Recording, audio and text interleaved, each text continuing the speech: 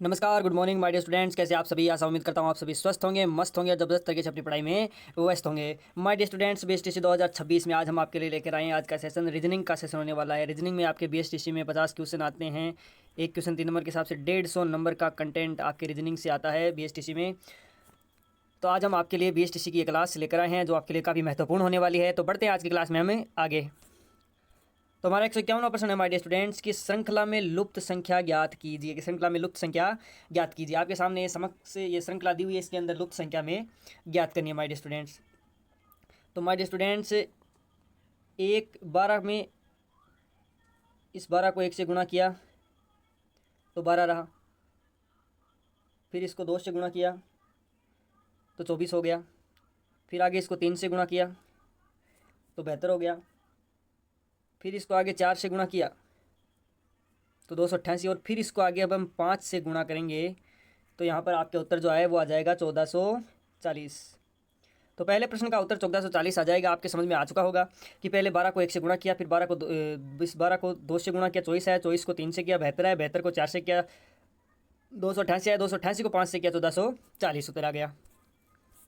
अगला प्रश्न है 152 कि यदि सप्ताह के 6 दिन के लिए 10 श्रमिकों की मजदूरी 1200 रुपये है तो 4 श्रमिकों की एक दिन की मजदूरी कितनी होगी। तो माय डियर स्टूडेंट्स, 6 दिन है, 10 श्रमिक है और मजदूरी इनकी 1200 रुपये है। ठीक है, तो 6 श्रमिक, 6 दिन 10 श्रमिक मतलब टोटल 60, मजदूरी इनकी 1200 रुपये। तो इस हिसाब से एक की मजदूरी हो गई, इस 60 को 12 में भाग 20 रुपये। इस हिसाब से एक मजदूर की एक दिन की जो मजदूरी है वो 20 रुपये होगी। हमें ज्ञात करनी है 4 श्रमिकों की मजदूरी। 4 श्रमिकों की एक दिन की मजदूरी हमें ज्ञात करनी है। तो एक श्रमिक की मजदूरी होगी 20 रुपये, तो 4 श्रमिकों की मजदूरी हो जाएगी 80 रुपये। तो जो आपका आंसर है वो आ जाएगा 80 रुपये, ऑप्शन सी 80 रुपये। 80 रुपये इज योर करेक्ट आंसर। आगे बढ़ते हैं अगले प्रश्न की तरफ। अगला प्रश्न है कि रिक्त स्थानों की पूर्ति कीजिए। 153 कि रिक्त स्थानों की पूर्ति कीजिए चंद्रमा सैटेलाइट। कि जिस प्रकार चंद्रमा सैटेलाइट से संबंधित है उस प्रकार पृथ्वी किससे संबंधित होगी। तो जिस प्रकार चंद्रमा एक सैटेलाइट से संबंधित है, पृथ्वी एक ग्रह है। चंद्रमा सैटेलाइट है, पृथ्वी एक ग्रह है माय डियर स्टूडेंट्स। अगला प्रश्न है कि एक आयताकार मैदान की भुजा 16 सेंटीमीटर है और इसका एक विकर्ण 20 मीटर है। मतलब आयताकार मैदान की भुजा 20 मीटर है और इसका एक विकर्ण भुजा 16 मीटर है, विकर्ण इसका 20 मीटर है। तो मैदान का क्षेत्रफल ज्ञात कीजिए। तो मैदान का क्षेत्रफल ज्ञात कीजिए। तो माय डियर स्टूडेंट्स, ये एक आयताकार मैदान मान लेते हैं हम। इसका एक ये विकीर्ण हो गया,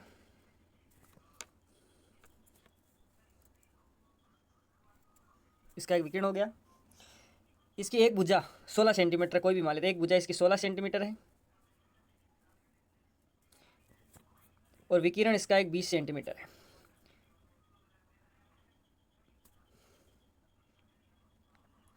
तो ये एक समकोण त्रिभुज बन गया माय डियर स्टूडेंट्स। समकोण त्रिभुज का स्क्वायर होता है। समकोण त्रिभुज का ये जो समकोण त्रिभुज है, आधार लंब स्क्वायर, आधार लंब कर्ण, ये ज्ञात करने का सूत्र है। ये आधार हो गया, ये लंब हो गया, ये कर्ण हो गया। हमारे पास आधार और कर्ण है, लंब हमें ज्ञात करना है। तो इस हिसाब से हमारा हो जाएगा 20 का स्क्वायर माइनस 16 का स्क्वायर बराबर हो जाएगा 400 माइनस 256, जो कि होगा 144 अंडर रूट में, क्योंकि अंडर रूट में होगा, अंडर रूट में 144 होगा। तो 144 का क्यूब होता है 12, मतलब जो ये हमारा विकर्ण है इसकी संख्या हो जाएगी 12। इसका मान क्या हो जाएगा 12। और अब हमें ज्ञात करना है क्या, इसका क्षेत्रफल। तो क्षेत्रफल हो जाएगा 12 इंटू 12 गुणा 16, इसका क्षेत्रफल लंबाई इंटू चौड़ाई, 12 गुणा 16 इसका क्षेत्रफल हो जाएगा लंबाई इंटू चौड़ाई, जो कि गुणा करने पर आएगा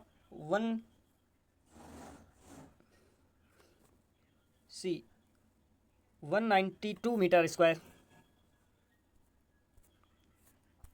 बढ़ते हैं अगले प्रश्न की तरफ। ये हो जाएगा 155वां प्रश्न। ये प्रश्न है माय डियर स्टूडेंट्स की पिता की आयु पुत्र की आयु की 3 गुनी है। 5 वर्ष बाद पिता की आयु 2 गुनी और पुत्र की आयु 5 गुनी होगी। तो पिता पुत्र की वर्तमान आयु क्या है।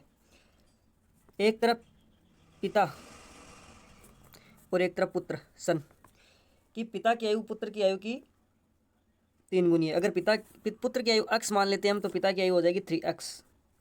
और बात करें 5 वर्ष बाद की, तो दोनों में 5 5 ऐड कर देंगे हम। कि बात करें 5 वर्ष बाद की, तो 5 वर्ष बाद, 5 वर्ष क्या लिखा हुआ है, 5 वर्ष के बाद पिता की आयु का 2 गुना पुत्र की आयु का 5 गुना हो जाएगी। पिता की आयु का 2 गुना पुत्र की आयु का 5 गुना हो जाएगा। तो इसको मल्टीप्लाइड कर देते हैं हम, तो ये हो जाएगा 6x + 10 बराबर 5x अपॉन 25, 5x + 25। इनको एक तरफ कर लेंगे, इनको एक तरफ कर लेंगे, तो यह आ जाएगा x बराबर 15। x का मान क्या है 15, x का मान है 15, x का मान 15 है। तो x यहाँ पर पुत्र की आयु हो जाएगी 15, 3 वर्ष पहले, सॉरी वर्तमान में, ये 5 वर्ष बाद की है। और पिता की आयु हो जाएगी, x की जगह 15 लगाएंगे, 5 15 × 45, तो मतलब पिता की आयु तो हो जाएगी 45 और पुत्र की आयु हो जाएगी 15।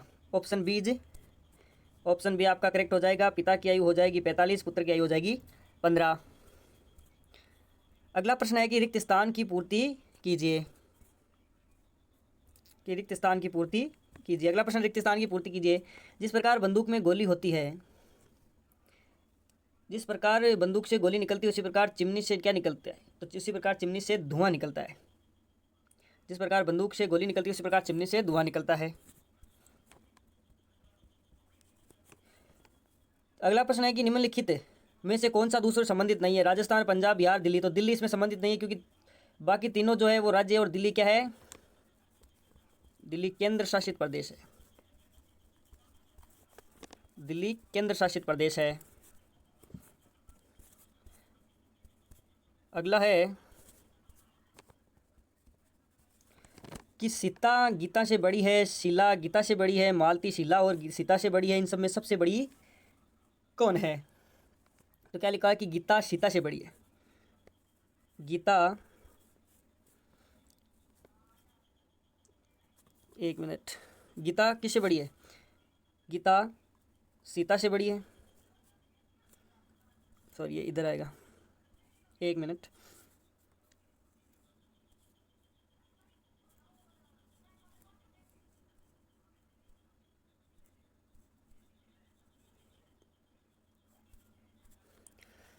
तो लिखा कि सीता गीता से बड़ी है, कि गीता सीता से बड़ी है, तो ये होगी सीता। इससे बड़ी कौन है? गीता। गीता सीता से बड़ी है। शीला गीता से बड़ी है। शीला जो है, शीला किससे बड़ी है? गीता से भी बड़ी कौन है? शीला। तो ये शीला है वो गीता से भी बड़ी है। मालती शीला और सीता से बड़ी है। मालती जो वो शीला और सीता से बड़ी कौन है? मालती। मालती शीला और सीता से भी बड़ी है। तो इन सबसे में सबसे बड़ी कौन है? तो सबसे बड़ी कौन है? सबसे बड़ी हो गई मालती। सबसे बड़ी है मालती। ऑप्शन ए सबसे बड़ी है मालती। अगला प्रश्न है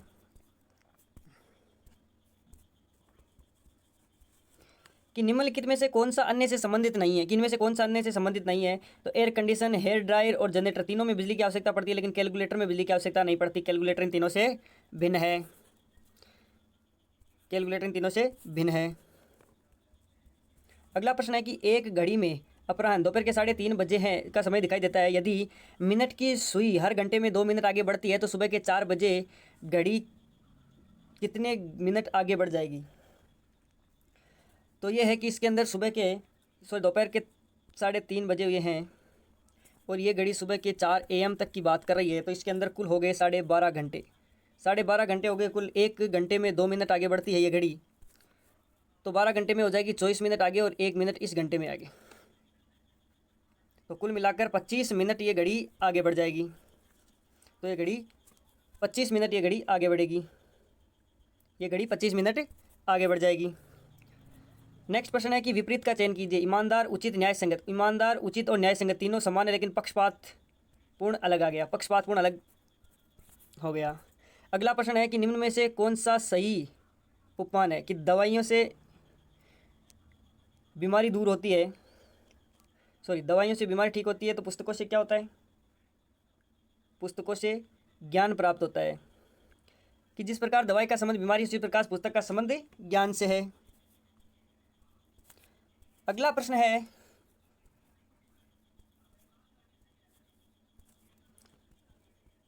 अगला प्रश्न है कि दिए गए चित्र में त्रिभुजों की संख्या कितनी है। जब भी आपके पास ऐसा कोई आकृति आए तो उसके अंदर आपको काउंटिंग करनी है, जैसे 1 2 3 4 5, तो ये कितनी हो गई 5, गुणा कर दो 2 से, उत्तर कितना आया 10, तो यही आपका उत्तर हो जाएगा। इस त्रिभुज में, इस आकृति में 10 त्रिभुज है।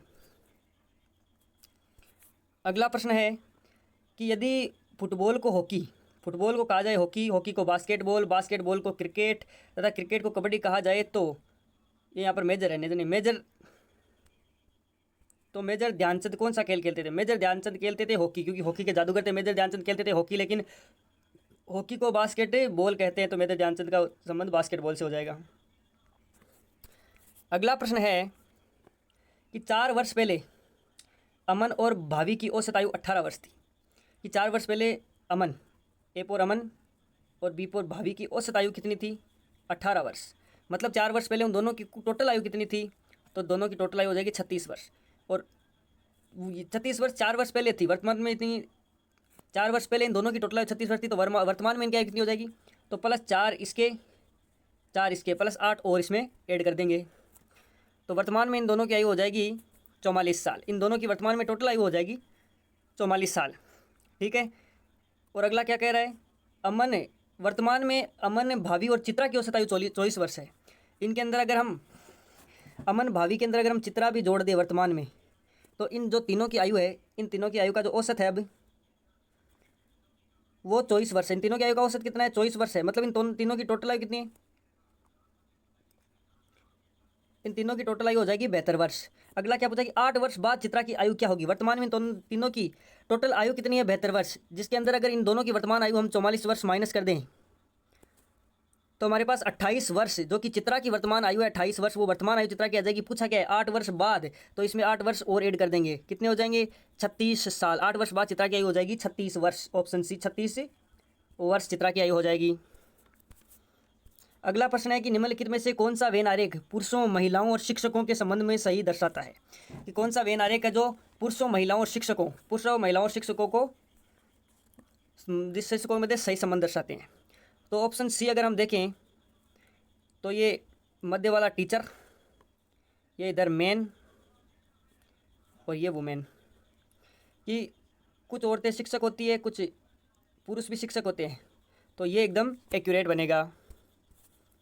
अगला प्रश्न है, निम्न श्रृंखला में लुप्त अक्षरों को ज्ञात कीजिए।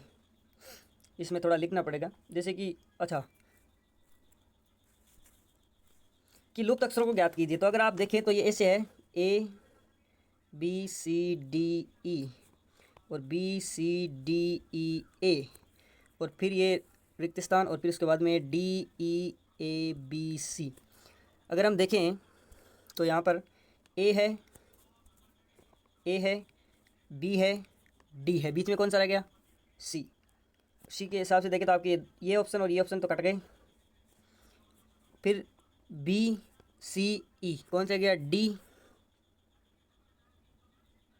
फिर सी डी ए मतलब ई, फिर डी ई के बाद में ए और बी, फिर ई ए बी और सी, मतलब C D E A B, C D E A B. Option B, option B आपका करेक्ट हो जाएगा, जो कि आएगा सी डी ई ए बी। अगला प्रश्न है कि शब्दों के विषम जोड़े को चुनिए, इनमें से विषम कौन सा है? गाय, बछड़ा, कुत्ता, कुतिया, शेर, शावक, कछुआ, कुर्मी।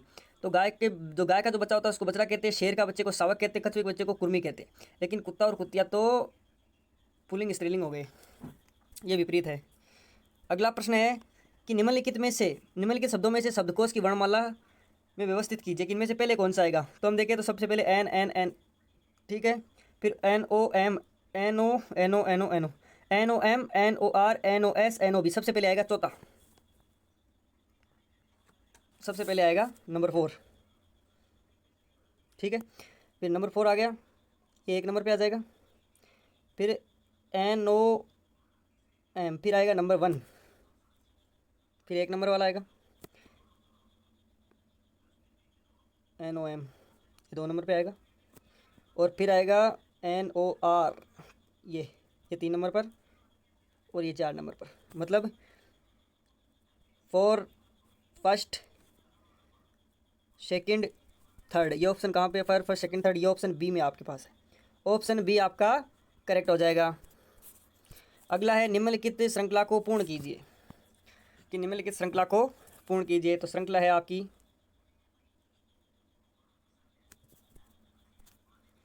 53, 40, 40, 27, 27। अगली संख्या में पूछिए। तो अगर आप देखिए कि 53 को किया गुना 1 से मल्टीप्लाइड किया, फिर इसमें से 13 माइनस कर दिए, फिर 40 को 1 से मल्टीप्लाइड किया, फिर 13 माइनस कर दिए, फिर 27 को 1 से मल्टीप्लाइड किया, और अब इसमें से अगर 13 माइनस करेंगे तो हमारे पास ऑप्शन आ जाएगा 14। तो ऑप्शन 14 किस में है? ऑप्शन 14, ऑप्शन नंबर ए में है। 14 आपका उत्तर आ जाएगा। आपका उत्तर हो जाएगा 14 आंसर। अगला प्रश्न है कि एक घड़ी की सुई और मिनट की सुई के बीच का कोण ज्ञात करें जब समय 4:10 हो। आपके पास कभी भी ऐसा समय आ जाए ना कि आपको समय दिया हो 4:10 ये से, तो आपको एक ही चीज़ करनी है। जो ये मिनट है 10, इसको तो गुणा करना है 11/2 से, माइनस जो ये 4 है इसको गुणा करना है 30 से, तब हो जाएगा 55 माइनस 120 बराबर हो जाएगा 65 डिग्री। तो आपका ये कोण जो है वो हो जाएगा 65 डिग्री का। 65 डिग्री आपका कोण ऑप्शन सी हो जाएगा। अगला प्रश्न है कि कौन सा विकल्प 4 समूह में शामिल नहीं है? नारंगी, हरा, लाल, ये तीनों एक रंग है, लेकिन रंग तो खुद एक रंग है। रंग कोई अलग रंग नहीं है, रंग एक रंग है जिसके अंदर ये तीनों ही आते हैं। अगला 173वां प्रश्न है कि निम्न में से विषम आकृति को पहचानिए। इनमें से विषम आकृति कौन सी है? अगर आप इन आकृतियों को ध्यान से देखें तो ये 2 सेम हैं, ये एक अलग है। ये 2 सेम हैं, ये एक अलग है। इसमें ये 2 सेम है, ये एक अलग है, लेकिन इसमें ये तीनों ही सेम है। ये तीनों ही सेम है। इसके हिसाब से आकृति आपकी जो ये सी 3 नंबर की जो ये आकृति है, ये आपकी अलग आकृति हो जाएगी। ऑप्शन सी हो जाएगा, 3 नंबर की आकृति अलग हो जाएगी। अगला प्रश्न है कि रिक्त स्थान की पूर्ति कीजिए। जूता, चप्पल,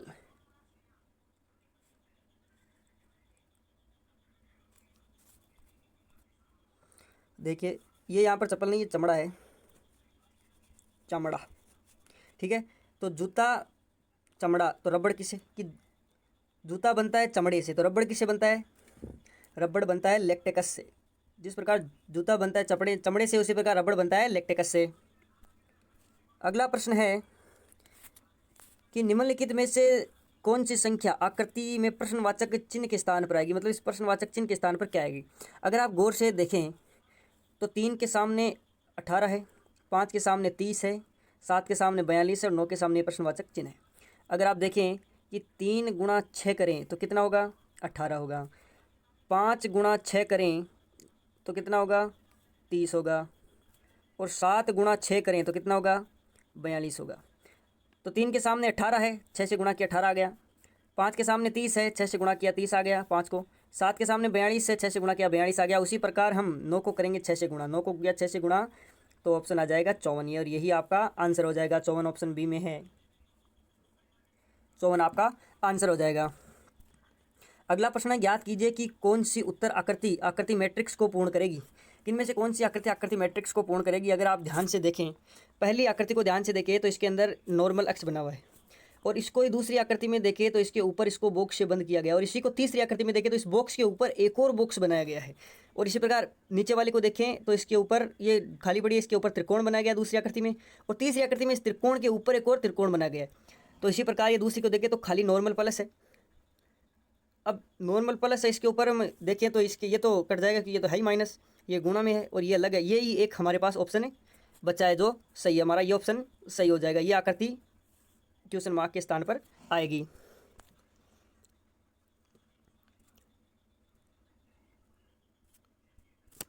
अगला प्रश्न है कि अंग्रेजी वर्णमाला का कौन सा अक्षर है जो आरंभ से 13वें और अंत से 14वें स्थान पर आता है? आरंभ से 13वें, मतलब ए से देखें तो 13वें स्थान पर, और अगर हम जेड से देखें तो 14वें स्थान पर आता है। आरंभ से 13वें स्थान पर, आरंभ से 13वें स्थान पर आता है और अंत से 14वें स्थान पर आता है, तो वो कौन सा अक्षर है? वो है एम। एम आरंभ से 13वें स्थान पर और अंत से 14वें स्थान पर आता है। अगला प्रश्न है कि आर का घर एम के घर के ठीक सामने है। आर उत्तर पूर्व में चलना, उत्तर पूर्व की ओर जाता है और एम के घर पहुंच जाता है। यदि एम आर के घर जाना चाहे तो उसे किस दिशा में जाना होगा?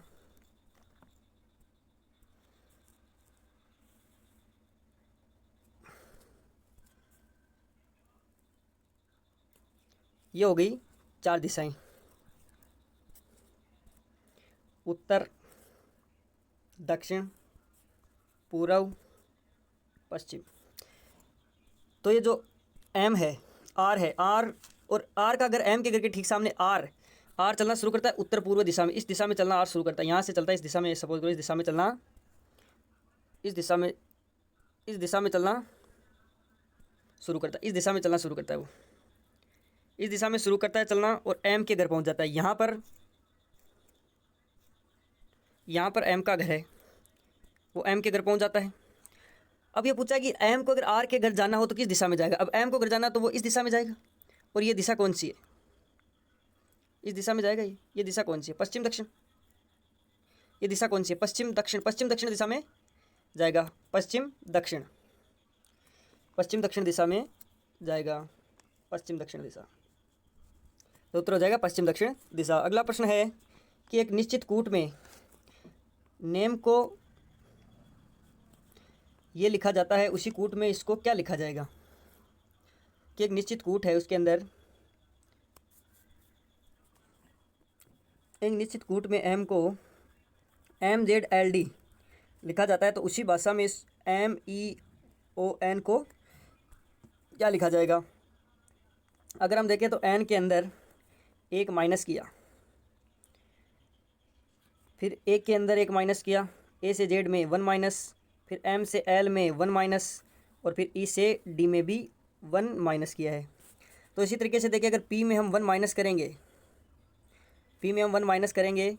तो ओ आ जाएगा, फिर ई में 1 माइनस करेंगे तो डी आ जाएगा, फिर ओ में 1 माइनस करेंगे तो एन आ जाएगा,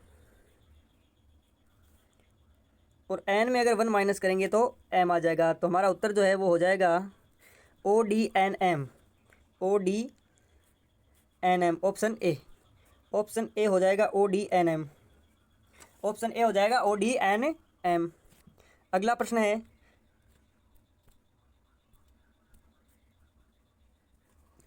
है कि निम्नलिखित अक्षर श्रेणी में रिक्त पद के स्थान पर क्या आएगा?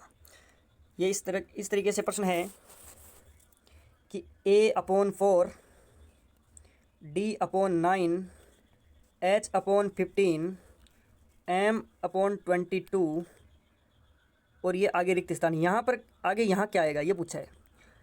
तो अगर आप देखें तो ए में 3 प्लस किए, फिर डी में 4 प्लस किए, फिर एच के अंदर 5 प्लस किए, तो एम के अगर हम 6 अंदर प्लस करें तो उत्तर हमारा एस आ जाएगा।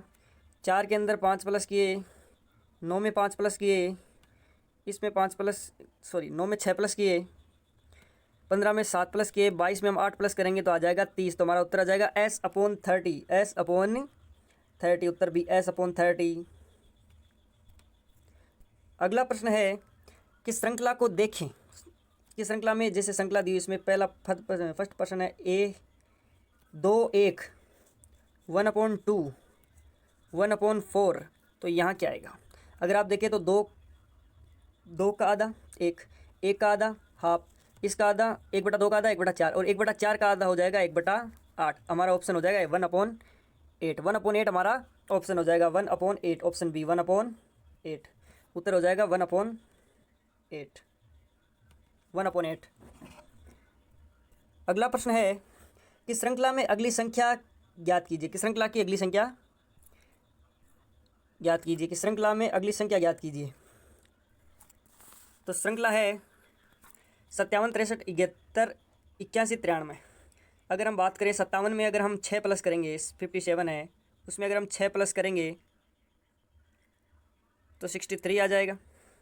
फिर 63 में 8 प्लस करेंगे तो 71 आ जाएगा। फिर 71 में 10 प्लस करेंगे तो 81 आ जाएगा।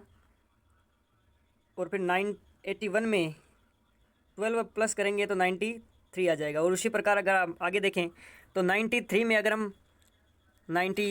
हम 14 प्लस करेंगे तो उत्तर 107 आ जाएगा। उत्तर 107 आ जाएगा। ऑप्शन बी 107 आपका आंसर, उत्तर 107 आ जाएगा। अगला प्रश्न है कि नीचे दिए गए शब्दों में उनके उचित व्यवस्थित क्रम के हिसाब से देखिए कि सबसे पहले सुबह होती है, फिर हम उठते हैं, फिर चेहरा धोते हैं, फिर दांत साफ करते हैं, फिर स्नान करते हैं। मतलब ए बी सी डी सब सही है। A B C D option A हो जाएगा। ऑप्शन ए नहीं, A B C D option D हो जाएगा। ए बी सी डी सभी व्यवस्थित क्रम में है। ए बी सी डी सबसे पहले सुबह होगी, 2 नंबर पे चेहरा धोएंगे, 3 नंबर दांत साफ करेंगे, 4 नंबर हम स्नान करेंगे। यही तो क्रम होगा। अगला प्रश्न है कि निम्न समीकरण में दोनों अक्ष के स्थान पर क्या आना चाहिए। अगला प्रश्न है कि निम्न समीकरण में दोनों अक्ष के स्थान पर क्या आना चाहिए। तो समीकरण है हमारे पास x/√128 बराबर √162/x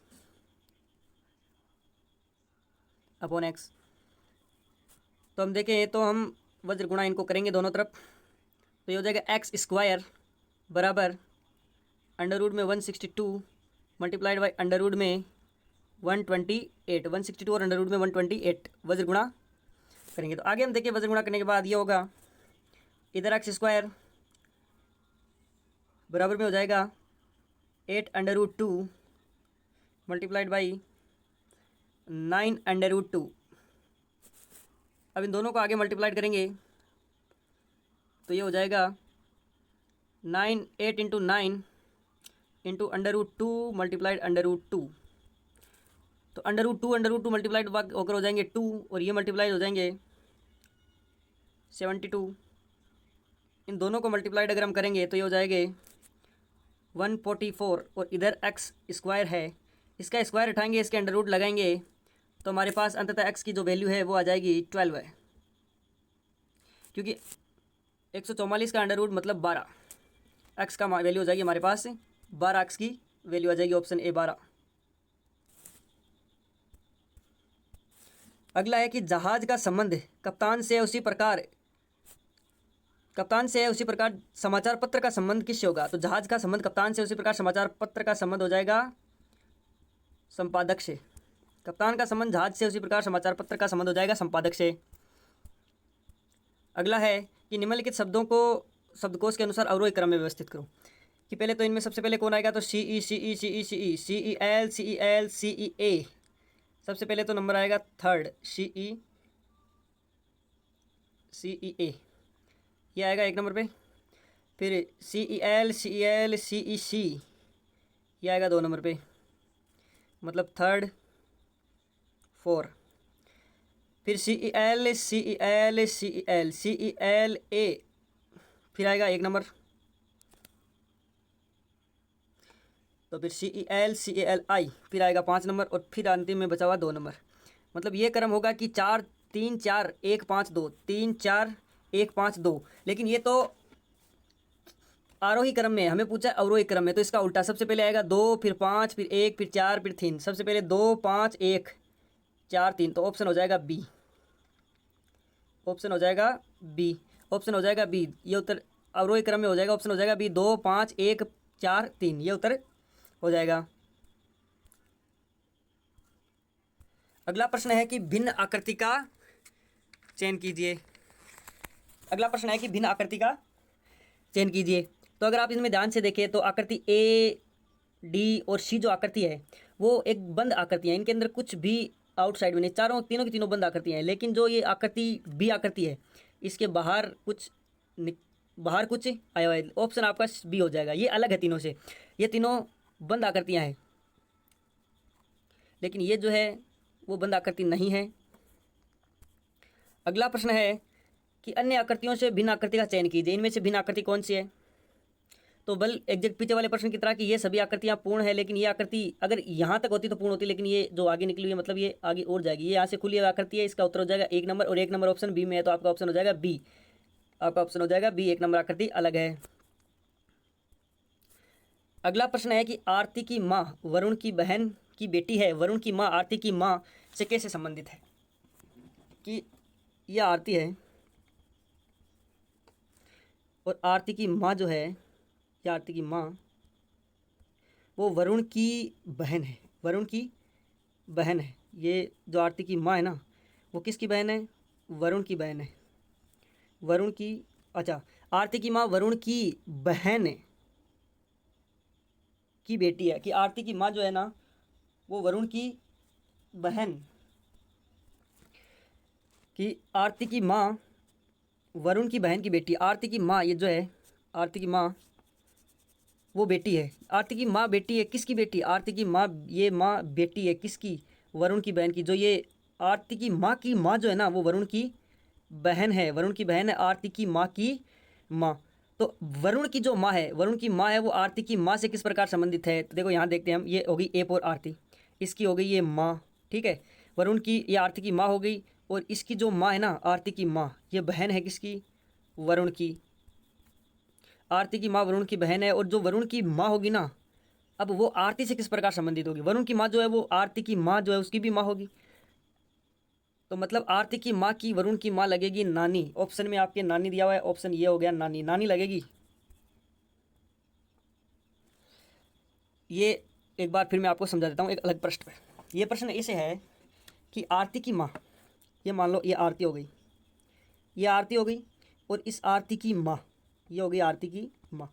आरती की माँ जो है वो वरुण की बहन की बेटी है, वरुण की बहन, ये हो गया वरुण, और इसकी कोई बहन है, इसकी जो बहन है एक्स वाई जेड कोई भी हो, वो इसकी बेटी है। जो बहन है ना वरुण की, वो इसकी माँ है। जो वरुण की बहन है वो आरती की माँ है, मतलब आरती की नानी है वरुण की बहन।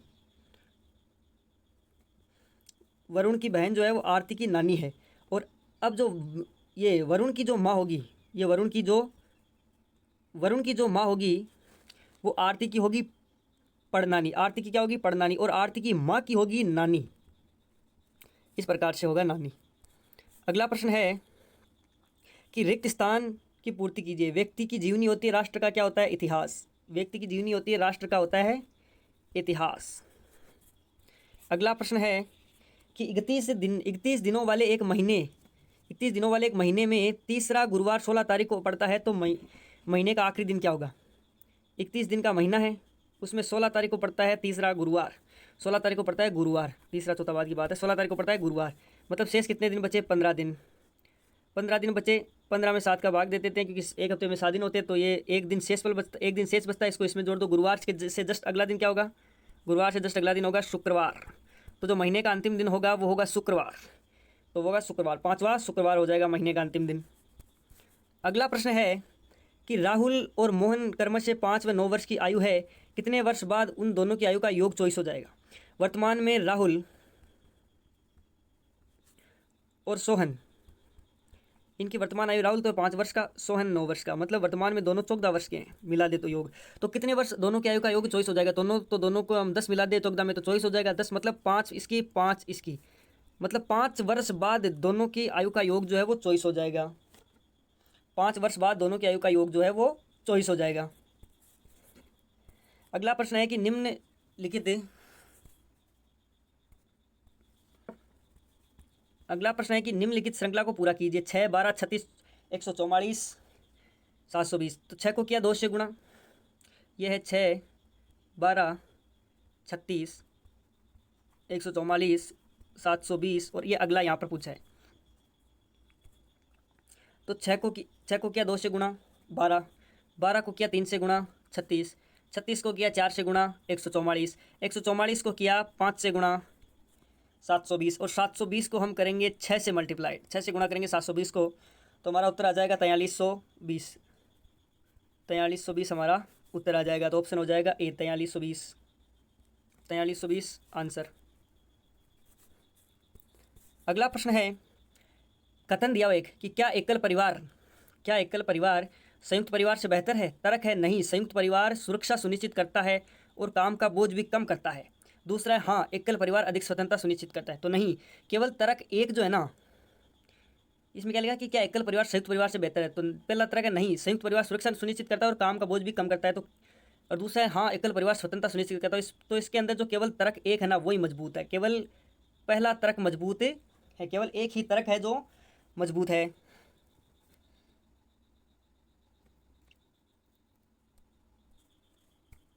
अगला प्रश्न, नहीं एक मिनट, ये क्या कह रहा है कि नहीं, संयुक्त परिवार सुरक्षा सुनिश्चित करता है और काम का भी बोझ कम करता है। दूसरा है हाँ, एकल परिवार अधिक स्वतंत्रता सुनिश्चित करता है। तो इसके अंदर दोनों पक्ष, ऑप्शन डी हो जाएगा, ए और दोनों ही मजबूत है। ए और दोनों ही पक्ष, ए और बी दोनों ही मजबूत है।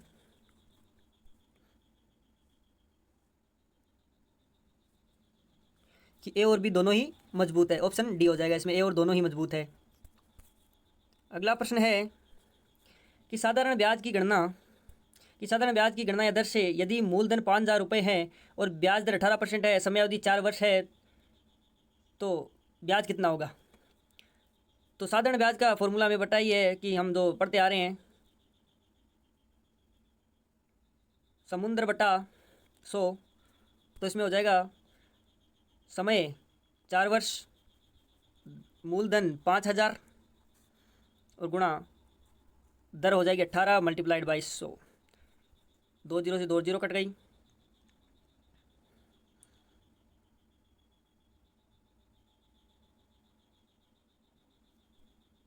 दो जीरो कट गई। 18 को 4 से गुना किया 72 और गुणा 50, इस हिसाब से मल्टीप्लाइड किया तो उत्तर आ जाएगा 3600। तो आपका उत्तर हो जाएगा 3600, option A 3600 is right answer. अगला प्रश्न है कि निम्नलिखित में से कौन सा अधिवर्ष लीप ईयर है? तो जिसमें पूरा 4 का भाग जाए वो लीप ईयर है, तो वो हो जाएगा 2016 लीप ईयर है। अगला प्रश्न है कोडिंग डिकोडिंग से कि DOG डॉग का कोड हो जाएगा 4157। तो उसी प्रकार से CAT केट का कोड क्या होगा?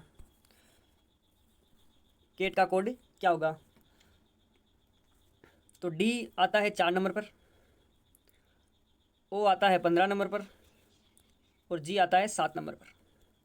उसी प्रकार C आएगा 3 नंबर पर, A आएगा 1 नंबर पर और T आएगा 20 नंबर पर। तो 31-20 जो है ये इसका आंसर हो जाएगा, 31-20, ऑप्शन सी 31-20, ऑप्शन सी हो जाएगा 31-20, ऑप्शन सी हो जाएगा 31-20, ऑप्शन सी। अगला है कि निम्नलिखित 4 में से कौन से 3 अंक समान है किंतु एक अंक समान नहीं है? तो 49, 331, 25, 81। अगर में देखें तो 49 7 का स्क्वायर है, 25 5 का स्क्वायर है, 81 9 का स्क्वायर है, लेकिन 331 नहीं है। ये 331 इनसे अलग है, तो 331 आपका आंसर हो जाएगा। अगला है कि कौन सा शब्द दूसरों से संबंधित नहीं है? इंच, सेंटीमीटर और गज तीनों ही मापांक है, लेकिन ओस ये अलग चीज़ है, ओस अलग चीज़ है। तो ये ओस आपका उत्तर हो जाएगा।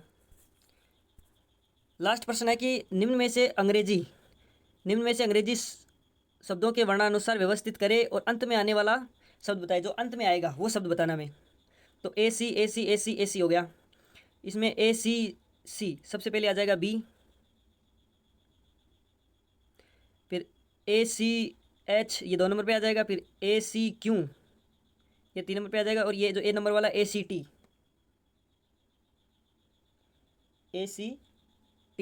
ये सबसे लास्ट में आ जाएगा, और यही आपका क्वेश्चन हो जाएगा, यही आपका आंसर हो जाएगा।